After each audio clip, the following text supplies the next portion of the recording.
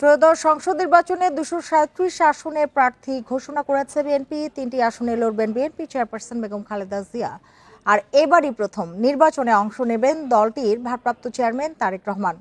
এই সবগুলো বিষয় নিয়ে আলোচনা করতে গুলশান থেকে আমাদের সাথে যোগ দিয়েছেন বিএনপির ভাইস চেয়ারম্যান আহমেদ আজম খান। জনাব আহমেদ আজম খান, আপনাকে স্বাগত জানাচ্ছি ইন্ডিপেন্ডেন্ট টেলিভিশনে।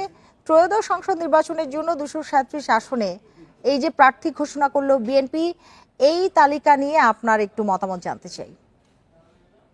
ধন্যবাদ আপনাকে।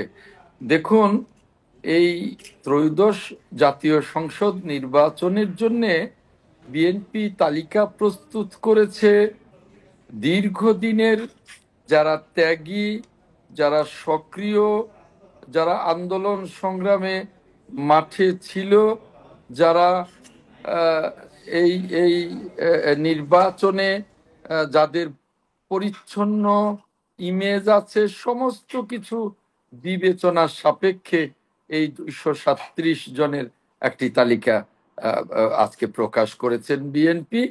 পর্যায়ক্রমে আমাদের 300 আসনের তালিকাই প্রকাশ করা হবে। প্রার্থী তালিকায় তরুণ ও নতুন মুখ কতখানি প্রাধান্য পেয়েছে? দুঃখিত, সংযুক্তি বিচ্ছিন্ন হয়ে গেছে।